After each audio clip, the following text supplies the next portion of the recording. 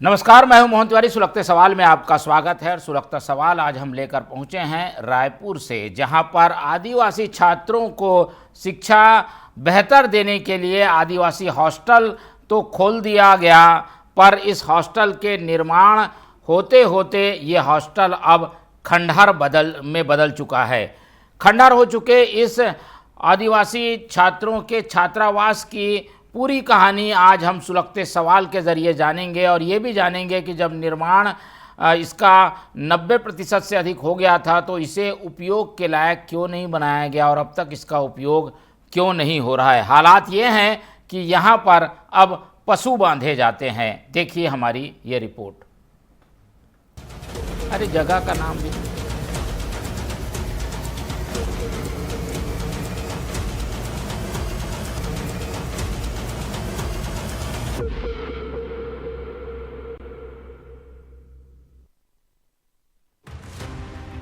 2017 में तकरीबन 100 आदिवासी छात्रों के लिए डूंडा में पोस्ट मैट्रिक छात्रावास बनाने की कवायद शुरू हुई थी, लेकिन छात्रावास शुरू हो पाता उससे पहले 2025 आते आते यह बिल्डिंग खंडहर में तब्दील हो चुकी है।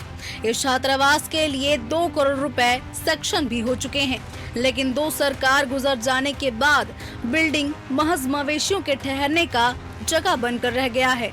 छात्रावास के खिड़की दरवाजे चोरों की भेंट चढ़ चुके हैं और बिल्डिंग में विषैले जीव जंतु घूमते नजर आते हैं। आसपास रहवासी बताते हैं कि मवेशी बिल्डिंग के अंदर मर जाते हैं और उसकी बदबू उनके घरों तक पहुंचती है। ये बिल्डिंग बनाई से 2011 में रद्द हो गए। अब ये गाय गरुआ ऊपर चढ़ा थे, लड़ाई हुआ थी, गिरा थे, मरा थे, जवाबदारी कौन ली? अब ये बिल्डिंग ला पूरा भट्ठा बना के रख दे है। बस्ती वाला मन पूरा परेशान है, मरा थे, बदबू आवा थे, पूरा हैजा आवा थे। अब यही हालत में हम जीवो रहो ऐसने, बाल बच्चा है छोटे छोटे। एक जवाबदारी कौन ली? सरकार ली तो कौन ली कि बिल्डर ली तो सब विधायक मन ली। और थाना में भी गए हैं, सब जगह दरखास्त लगा है, सब चीज भी यहाँ सब चलत है कार्रवाई, कोई सुनने वाला नहीं है गरीब के। भाटापारा में सांप चाप दे है ये खेवते हो खाओ सांप रही थे यो बिल्डिंग में नहीं गेंद दादा हमन अभी कबो आथे जाथे घलो केती रेंग थे भी बहुत तो डर नहीं लागी तो का है, जंगल झाड़ी में बसे तो डर नहीं लागी तो का है, डर तो लागबे कर है। हाँ सब वो लड़की चाबे 16-17 साल की लड़की नहीं होए, खत्म हो गई लड़की। वही एतवार के शनिचर के चाबी से वही एतवार के 8 दिन रहे में का हरम भरती कुछ नहीं। सीढ़ी है, हाँ सीढ़ी में चढ़ जाते और ना फिसल उसल जाते ना तो वहाँ से गिर जाते तो थोड़े जिंदा रही। हाँ मरवार जाते तो कौन काय का डर ही होला, कुकुर उकुर मन काही मन खा दे। बहुत दिन हो गए बंद होए करीबन 1.5-2 साल हो गए। हाँ हो गए हवा पूरा कब हो गई से यो करोब पार हो गई रही साव है बंद। हाँ हाँ बहुत बार पहली नहीं रही से पूरा बने के बाद अब बहुत हो गए वो दे। हाँ खंडहर बिल्डिंग मवेशियों के लिए मौत का सबब भी बना हुआ है। सीढ़ियों से फिसलकर गायों की मौतें होती हैं, जिसकी निगरानी करने वाला कोई नहीं है। छात्रावास अगर बनकर तैयार होता तो कई पढ़ने वाले छात्रों को यहाँ रहकर पढ़ाई करने में सहूलियत मिलती, लेकिन शासन प्रशासन की लापरवाही की भेंट छात्रावास चढ़ चुका है। नारायणपुर के एकलव्य विद्यालय से आदिवासी बच्चों के शौचालय में अपने सपने को पूरा करने के लिए जद्दोजहद करती तस्वीरें भी सामने आई थी। मुझे लगता है कि इस विषय को लेकर के संबंधित अधिकारी के ऊपर सख्त कार्रवाई की जानी चाहिए कि सरकार इतना मेहनत करके, इतना परिश्रम करवा करके बच्चों के भविष्य के लिए, आदिवासी बच्चों के भविष्य के लिए छात्रावास निर्माण कराया, परंतु वो बिना उपयोग में लाए वो खंडहर में तब्दील होना तो मुझे ऐसा लगता है कि सख्त कार्रवाई इसमें की जानी चाहिए। देखिए 2017 में ये जो ट्राइबल हॉस्टल था वो स्वीकृत हुआ था लगभग 100 बच्चों के लिए, लेकिन विभाग की लापरवाही और विभाग और ठेकेदार के बीच के आपसी मतभेद की वजह से वो आज तक काम पूरा नहीं हो पाया। हम लोगों ने उस वक्त तत्कालीन कलेक्टर से भी कहा था, तो उन्होंने एक नया भवन स्वीकृत करा दिया था जो 150 बच्चों के लिए शायद नया हॉस्टल बन रहा है, लेकिन सरकारी पैसे का अपव्यय और अधिकारियों की द्वारा लापरवाही की वजह से वो पुराना भवन भेंट चढ़ गया है। 1.5 साल से किसी ने संज्ञान भी नहीं लिया है, जो वर्तमान जनप्रतिनिधि इसके प्रति उदासीन है। और मेरा ये आरोप है कि ट्राइबल विभाग के अधिकारियों की लापरवाही का स्पष्ट नतीजा ये सामने प्रतीत होता है। बहरहाल सिस्टम की लापरवाही के कारण जनता के पैसे से बना यह बिल्डिंग 8 साल से अधूरा है और पुनर्निर्माण करने पर लाखों रुपए और खर्च करने होंगे। अब खंडहर बनी ये बिल्डिंग आसपास के रहवासियों के लिए भी मुसीबत बनकर खड़ी है। छात्रावास बनकर तैयार होने की आस आखिर कब तक पूरी हो पाएगी, इस सवाल का जवाब किसी के पास नहीं है। भगवान भरोसे ये खंडहर बिल्डिंग सवाल पूछते खड़ी है कि मैं कब पूरी होंगी। Bureau report TV24।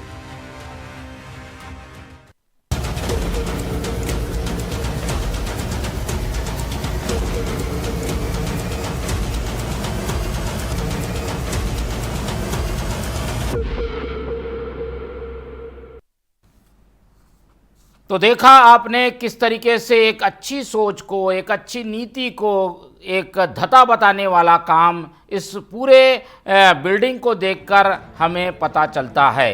ये बिल्डिंग तो इसलिए बनाई गई थी कि अनुसूचित जाति जनजाति के जो छात्र हैं वो यहाँ पर आकर शिक्षा ग्रहण करें, अपना भविष्य गढ़ें और एक नया संदेश समाज तक पहुँचाएं। पर ऐसा लगता नहीं कि इस नीति को शायद सरकार पूरा भी करना चाहती है, क्योंकि 100 कमरों वाला 100 छात्रों के लिए बना ये छात्रावास जहां एक तरीके से मॉडल था कि राजधानी रायपुर में एक बड़ा छात्रावास इन छात्रों को मिल पाता, वहीं इसकी जो वर्तमान की तस्वीरें हैं वो बताती है कि कहीं ना कहीं इस पूरी सोच को पलीता लगाने का काम कर रहे हैं इस सिस्टम से जुड़े हुए लोग। ये बिल्डिंग बनाई गई, इसमें बजट खर्च किया गया और बिल्डिंग का करीब 80 से 90% काम पूरा हो गया है, लेकिन जो 10% काम बाकी था उसे पूरा नहीं किया गया। और यही बताता है कि कहीं ना कहीं इस सिस्टम में ऐसी खामी है जिसे दूर करने की ज़रूरत है। ये बिल्डिंग क्यों पूरी नहीं हो पाई और इसे शुरू करने में क्या अड़चने हैं, सब कुछ हम आज जानने की कोशिश करेंगे और अपना सुलगता सवाल सरकार तक पहुंचाएंगे कि आखिर इस बिल्डिंग के साथ सरकार के सिस्टम ने, विभाग ने किस तरीके का कारनामा अंजाम दिया कि अब ये बिल्डिंग तबेला बन गई है। रुक कर लेते हैं सीधे हमारे संवाददाता प्रियांशु का और उसके बाद एक एक करके इन परतों को खोलेंगे कि इसके लिए जिम्मेदार कौन लोग हैं। तो प्रियांशु हमारे साथ जुड़ रहे हैं, हमारे संवाददाता रायपुर के। चलिए, जब तक आपको बता दूं कि ये बिल्डिंग मौजूद है रायपुर के डूंडा में, पोस्ट मैट्रिक छात्रावास इसे बनाने की कोशिश की गई थी। बिल्डिंग का ज़्यादातर हिस्सा बन चुका था, बिल्डिंग को सुंदर ढंग से डिज़ाइन किया गया था, 100 छात्रों के इसमें रहने पढ़ने की व्यवस्था थी, सड़क मार्ग यहाँ बन चुका था, लेकिन उसके बाद अचानक इस बिल्डिंग को आगे पूरा नहीं किया गया और ऐसे ही जब छोड़ दिया गया तो यहाँ पर चोरों ने पहले जो दरवाजे खिड़की थे उनकी चोरी की और अब यहाँ पशुओं का मेला लगा रहता है। एक तरीके से इसे तबेला बना दिया गया है और इसकी हालत आप स्क्रीन पर देख पा रहे हैं। रुक कर लेते हैं हमारे संवाददाता प्रियांशु का और उनसे समझने की कोशिश करते हैं कि बिल्डिंग तो अच्छी खासी दिखाई दे रही है, डिज़ाइन भी काफ़ी बेहतर है, लेकिन उसके बावजूद ऐसा हुआ क्या जिसकी वजह से इस बिल्डिंग का अब तक उपयोग नहीं हो पाया है। प्रियांशु, इसके पीछे की कहानी क्या है, क्या वजह है? क्योंकि सरकार जब प्लान बनाती है, बजट देती है, निर्माण कर लेती है, तो उसके बाद उसमें काम आगे क्यों नहीं बढ़ पाया? केवल 10% काम के लिए ये पूरी बिल्डिंग कबाड़ बन गई है, इसकी क्या वजह है?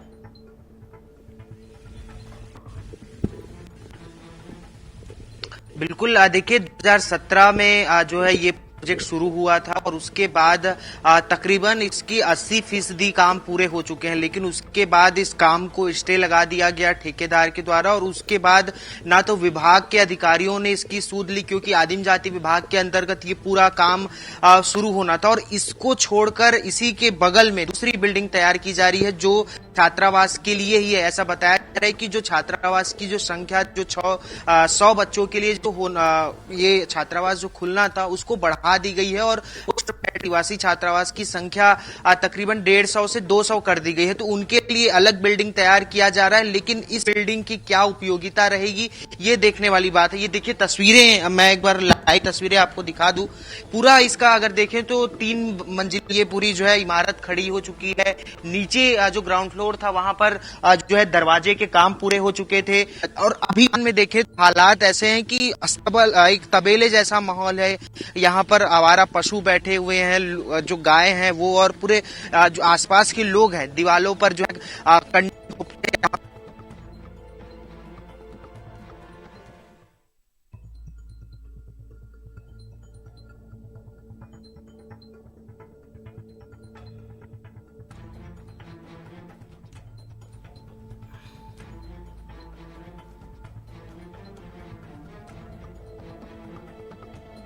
ठीक, चलिए प्रियांशु से जुड़ने की कोशिश करेंगे, लेकिन जो बातें सामने दिखाई दे रही हैं वो ये बताती है कि कहीं ना कहीं बड़ा पेच इस पूरे मामले में फंस गया था, जिसकी वजह से ये बिल्डिंग बनना शुरू हुई 2017 में, निर्माण हो गया 2021-22 तक, लेकिन उसके बाद अचानक काम रोक दिया गया और बिल्डिंग अधूरी छोड़ दी गई। जब बिल्डिंग अधूरी छोड़ दी जाती है तो वहाँ पर चोरों का बसेरा हो जाता है, और चोरों ने यहाँ हाथ साफ करने में जरा भी देरी नहीं की। खिड़की दरवाजे तोड़कर चोर यहाँ से ले गए और कोई देखने वाला नहीं रहा। दूसरी बिल्डिंग बन रही है बाजू में, वो भी हम आपको स्क्रीन पर दिखा रहे हैं, वो काफ़ी बेहतर नज़र आ रही है। लेकिन इस बिल्डिंग के साथ क्या हुआ, क्योंकि इसमें खर्च तो पूरा हो गया लेकिन इस बिल्डिंग को अधूरा ही छोड़ दिया गया है। इसकी वजह क्या है ये अब तक समझ नहीं आई है, और छात्रावास के लिए 2 करोड़ रुपए सैंक्शन हो गए हैं, ऐसी बातें भी पता चल रही है। लेकिन ठेकेदार के भुगतान को लेकर जो विवाद था वो विवाद कोर्ट में चला गया, और उसके बाद ये बिल्डिंग अधूरी छोड़ दी गई है। क्या है ये पूरा मसला, क्यों ऐसी स्थिति बनी हुई है? प्रियांशु कश्यप हमारे संवाददाता मौजूद हैं स्पॉट में, उनसे जोड़ने की कोशिश करते हैं। प्रियांशु कश्यप से सीधे बात करेंगे पहले, उसके बाद हम रहवासियों की ओर रुख करेंगे। प्रियांशु बताइए, आप बता रहे थे कि बिल्डिंग अधूरी है, कारण क्या नजर आ रहा है? क्या विवाद था जिसकी वजह से सरकार ने इस बिल्डिंग को छोड़ दिया, दूसरी बिल्डिंग बनाना शुरू कर दी?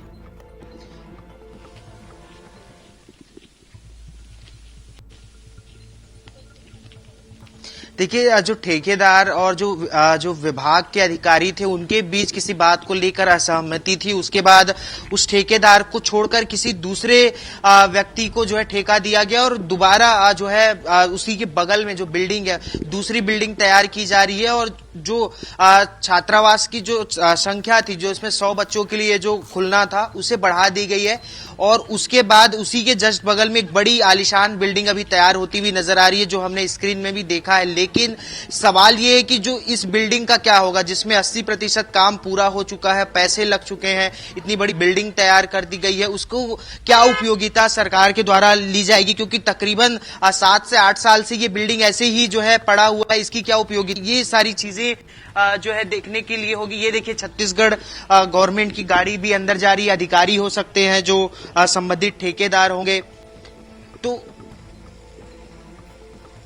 ये तस्वीरें आप देख पा रहे हैं, जो ठेकेदार होंगे संबंधित वो अधिकारियों की गाड़ी है, और छात्रावास को जल्द से जल्द जो है तैयार किए जाने की कवायद जो है शुरू हो चुकी है। और जो इस बिल्डिंग है, इस बिल्डिंग की अधोसंरचना बनकर तैयार हो चुकी है, लेकिन इस पर अभी तक कोई काम नहीं दिख रहा है कि इसकी क्या उपयोगिता जो है की जाएगी। तमाम लोग हैं हमारे साथ, उनसे बातचीत करते हैं। आसपास जो रहने वाले लोग हैं उनसे बातचीत करने की कोशिश करेंगे, क्या दिक्कतें आ रही है। क्या नाम है? विस्ताहीन भारती। ये बिल्डिंग कब से बना है? बिल्डिंग 31 सब तक के। ठीक, कैसा है मतलब क्यों बन नहीं पाया, कुछ है आप लोग को दिक्कत? बुद्धिमान गाड़ी ठीक है। आवत है। कैसे बता लड़े थच काबर रे बाबू बोलते। चलिए ये जो प्रियांशु, आसपास हम की आपके ये- पास लौटेंगे। पहले हम कुछ लोगों से फ़ोन में बात कर लेते हैं और जुड़ने की कोशिश कर रहे हैं हमारे साथ स्थानीय ग्रामीण। उनसे पहले बात सुन लेते हैं, फिर आगे रुख करेंगे। नरेंद्र भारती हमारे साथ जुड़ रहे हैं, उनसे बातचीत करते हैं और जानते हैं कि ये जो हॉस्टल है उसमें क्या अड़ंगा लगा कि ये तबेला बन गया। नरेंद्र जी, बहुत स्वागत है आपका टीवी 24 में। हाँ जी, बोलिए सर। बताइए, ये हॉस्टल हम देख पा रहे हैं कबाड़ हो गया है, इसकी वजह क्या नज़र आती है? आप स्थानीय वहीं के निवासी हैं, कब से ये बन रहा था और क्यों अधूरा छूट गया? कोई विवाद है क्या? भूमि जमीन का विवाद तो नहीं कहीं? जी जी, विवाद है इसमें। 40 परिवार बसा था इसमें, जहाँ बिल्डिंग बना है वहाँ। क्या? और जो टेंडर लिया था ना, वो 40 परिवार को खदेड़ दिया है। हाँ, और खदेड़ कर पूरा 40 परिवार को तहस नहस कर दिया 420 करके। इसको हाई कोर्ट में लगाया है। हाई कोर्ट में लगाने के बाद में बिल्डिंग रद्द हो गई। स्टे लगा था साल भर, 2 साल, 8 साल तक के मतलब स्टे लगा था इसमें। नहीं तो वहाँ लोगों की बस्ती थी क्या? जी, बस्ती था, उसमें 40 परिवार था। मेरी खेती जहाँ बिल्डिंग बने उसमें मैं खेती कर रहा था मैं। अच्छा, वो खेत की जमीन थी? जी जी, खेती कर रहा था मैं नरेंद्र भारती में। उसमें धान उगाता था, उसमें हल चलाता था उसमें। अच्छा, तो आपके खेत को अधिग्रहण करके यहाँ बिल्डिंग बना दी गई, इसी बात को कोर्ट में चैलेंज किया आपने? जी जी, उसको मना करने के बाद दुनिया भर का सरकारी चीज है वो है, ऐसा करके ना पूरा इसमें पूरा तहस नहस कर दिया। सामने में पूरा बस्ती था 40 परिवार, उसको भी खदेड़ दिया। और खदेड़ने के बाद वो 40 परिवार में कोई बचा है, बाकी तो मर गए हैं। अब उसका जवाबदारी टेंडर वाले देंगे क्या? जो बनाए बिल्डिंग वाले तो सरकार कोर्ट में देगी। किसने केस लगाया? हम लोग बस्ती वाले उसके लिए किए हैं। अच्छा, तो स्टे लगाए। अब इस बिल्डिंग का क्या उपयोग है? कोई उपयोग कर रही है क्या सरकार? सोच रही है क्या? उसको हमारे समाज में जो है ना, उसको या तो पूरा मिटा दे, बिल्डिंग को खत्म करे, या तो जानवर मर रहे हैं उसमें चढ़ कर गिर कर मर रहे हैं, पूरा बस्ती वाले परेशान है। उसको पूरा मिटा दीजिए, नहीं या तो कुछ उसको बंद कर दीजिए। उसको चालू करने को कोई आवश्यकता नहीं है, क्योंकि बस्ती वाले के पूरा जमीन है तो सब चीज है, उसमें बनने को कोई अधिकार नहीं है।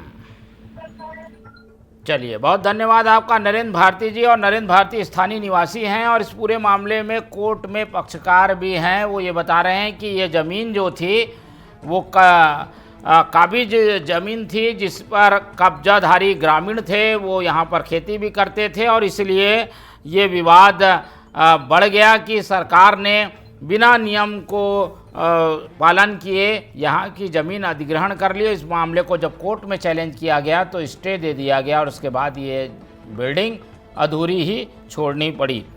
विकास तिवारी हमारे साथ जुड़ रहे हैं, स्थानीय वासी, उनसे बातचीत करते हैं। विकास जी, बहुत स्वागत है आपका टीवी 24 में। जी नमस्कार जी, बताइए क्या ये मसला है आपके क्षेत्र में? छात्रावास था, अधूरा पड़ा हुआ है, खंडहर हो गया है, ग्रामीण कह रहे हैं ये हमारी ज़मीन है। विवाद क्या हुआ, क्यों ये बिल्डिंग नहीं बन पाई? इससे तो आप लोगों को ही फ़ायदा होता, आजू बाजू बिजनेस के लिए आप लोगों को मौका मिलता जब वहाँ पे 100 से ज़्यादा छात्र रहने आते। ये अभी फिलहाल खंडहर पे स्थित है, इस पे मवेशियों का अड्डा बन गया है। लोग शराब पी रहे हैं यहाँ पे और पूरा खंडहर पे घोषित हो गया है ये, और गांव की जमीन पे ही ये छात्रावास बना हुआ है। कारण क्या है, क्या वजह समझ में आती है आपको? वजह तो ये है कि इसका विकास नहीं हो पाया, इसका अधूरा छोड़ दिया गया इसका कार्य, अधिकारियों की लापरवाही है। चलिए, अधिकारियों की लापरवाही बता रहे हैं विकास तिवारी, बहुत धन्यवाद आपका। लेकिन ये जो पूरा मसला है वो ज़मीन विवाद के कारण अटक गया और जब विवाद बढ़ा तो कोर्ट के निर्देश के बाद सरकार ने आगे निर्माण करना मुनासिब नहीं समझा और इस वजह से जो ये निर्माण है वो अधूरा रह गया, जिसके कारण अब ये तबेले में तब्दील हो चुका है। रुक कर लेते हैं अब हमारे साथ इस पूरे मामले में स्थानीय जनप्रतिनिधि रहे पंकज शर्मा जी का, वो उनसे बातचीत करके जानते हैं कि डूंडा में ये आलीशान इमारत बनी पर छात्रावास यहाँ पर नहीं बन पाया। बहुत स्वागत है आपका पंकज जी टीवी 24 में। जी नमस्कार मोहन जी, बहुत धन्यवाद। जी, हम ये जानना चाह रहे हैं, ये छात्रावास खंडहर बन गया है, तबेले में तब्दील हो गया है, बिल्डिंग तो काफ़ी अच्छी लग रही है, पर छात्रों को ये उपयोग करने नहीं मिली, अधूरी रह गई। क्या वजह समझ में आती है? आप तो लगातार इस मामले से जुड़े हुए हैं, वजह क्या रही? देखिए, एक बार फिर एक सरकारी भवन अफसरों की उदासीनता, अफसरों की लापरवाही और लाल फीताशाही की वजह का भेंट चढ़ गया है। करीब 100 बच्चों का ट्राइबल हॉस्टल यहाँ बनना था, 2017 की ये स्वीकृति थी। अधिकारियों ने इस बात का भी परीक्षण नहीं किया कि उस जमीन को विवाद तो नहीं है। उसके बाद लगातार हम लोग अधिकारियों को कहते रहे, उस वक्त के कलेक्टर, तत्कालीन कलेक्टर से भी बात हुई, तो उन्होंने उसके बाद इस भवन को पूरा करने की बजाय, ठेकेदार को से काम करवाने की बजाय, जमीन का विवाद सुलझाने की बजाय एक नया भवन वहां स्वीकृत कर दिया गया और नया भवन का निर्माण भी हो चुका है, लगभग पूरा हो चुका है। लेकिन करोड़ों रुपए इस भवन में खर्च हुए हैं। हमारी ये मांग है, क्योंकि ये एक और समाचार चैनल ने इस बात को उठाया था, कलेक्टर के संज्ञान में भी बात आ चुकी है, तो जिन अधिकारियों की लापरवाही की वजह से सरकार का इतना पैसे का अपव्यय हुआ है, उनके खिलाफ सख्त कार्रवाई होनी चाहिए और पैसा वसूली का भी की कार्रवाई भी होनी चाहिए। बिल्कुल। इसका कोई और वैकल्पिक उपयोग हो सकता है क्या? अभी एक बिल्डिंग तो जर्जर होते जा रही है, इसका कुछ उपयोग कर लिया जाए, ऐसा कुछ प्लान है क्या? 1.5 साल हो गए इस सरकार को बने, कई बार इस सरकार के ध्यान में, प्रकाश में इस बात को लाया गया कि ऐसी स्थिति है, लेकिन अभी तक सरकार ने इस बात की कोई सुध नहीं ली है।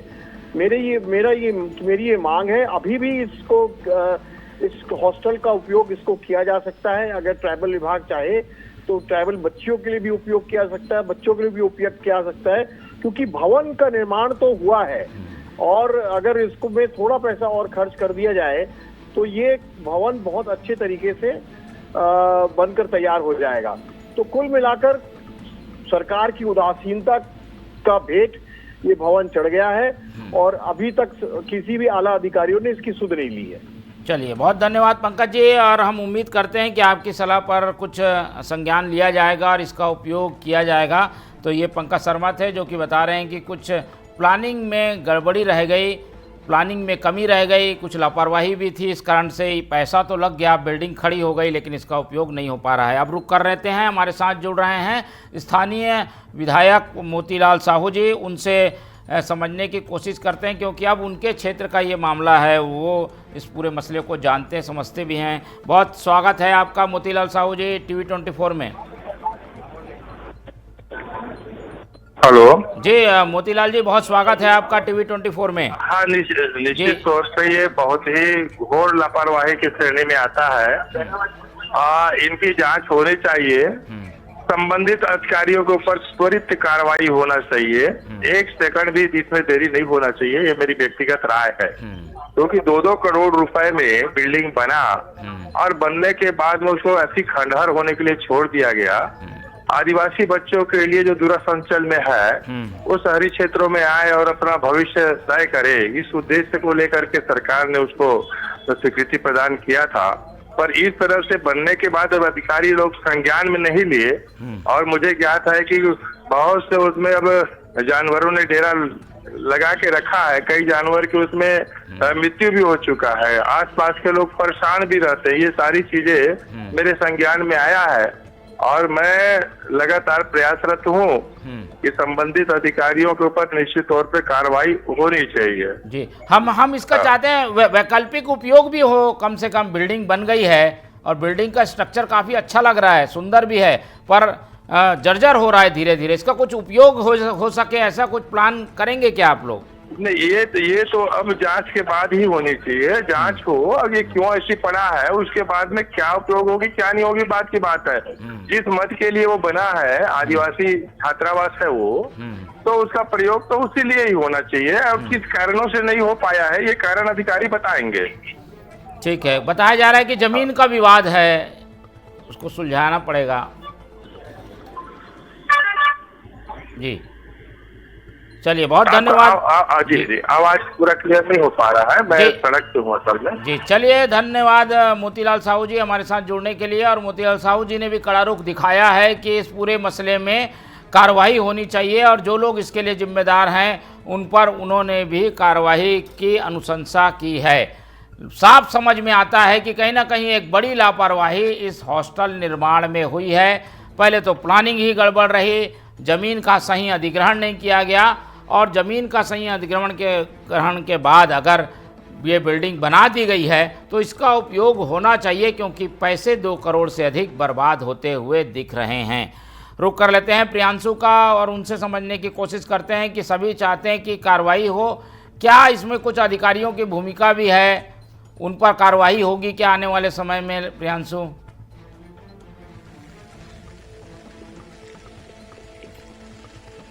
मेरी आवाज मिल पा रही है? बिल्कुल साफ तौर से समझ यही आ रहा है कि जिस तरीके से देखा जा रहा है, और जब क्षेत्रीय विधायक से भी हमने बातचीत की, जो अभी आदिम जाति विभाग कष्ट भी हैं जो उसमें उन्होंने भी अधिकारियों से बातचीत करने की कोशिश की और ये आश्वासन दिया है कि जो संबंधित अधिकारी हैं उन पर निश्चित रूप से जो है कार्रवाई की जाएगी, और जिस भी अधिकारियों की निगरानी में ये पूरे जो है इस बिल्डिंग को तैयार किया गया और उसके बाद काम को रोक दिया गया, ये सारे विषयों को लेकर भी जो है कार्रवाई की जाएगी, ये आश्वासन क्षेत्रीय विधायक ने दिया है। जी चलिए, आश्वासन पर आश्वासन जरूर मिल रहा है, लेकिन ये बिल्डिंग जीता जागता उदाहरण है हमारे सिस्टम की। ये पोल खोलने वाला उदाहरण है कि इस पूरे निर्माण में इतनी बड़ी लापरवाही बरती गई कि पैसे 2 करोड़ से अधिक खर्च हो गए और हमें सुविधा के नाम पर कुछ नहीं मिला। बहुत धन्यवाद आपका प्रियांशु जुड़ने के लिए। और ये पूरा जो मसला है जिसे अधूरा छात्रावास और एक अधूरी आस कहा जा रहा है, वो तबेले में तब्दील ना हो, उसका कुछ उपयोग हो, और कम से कम वैकल्पिक ढंग से कुछ ऐसी चीज़ें यहाँ बना ली जाए जिससे इसका सदुपयोग हो सके। इस संबंध में सभी एक राय हैं, और जिन लोगों ने गलती की, जिनकी लापरवाही की वजह से आज ये खंडहर हो रहा है, उन पर कड़ी कार्रवाई होनी चाहिए। इसी उम्मीद के साथ इस पूरे सेगमेंट को आज हम यहीं ख़त्म करेंगे और आप लोग से रखेंगे उम्मीद कि आप लोग देखते रहेंगे TV 24। रखिए अपना बहुत ख्याल। नमस्कार।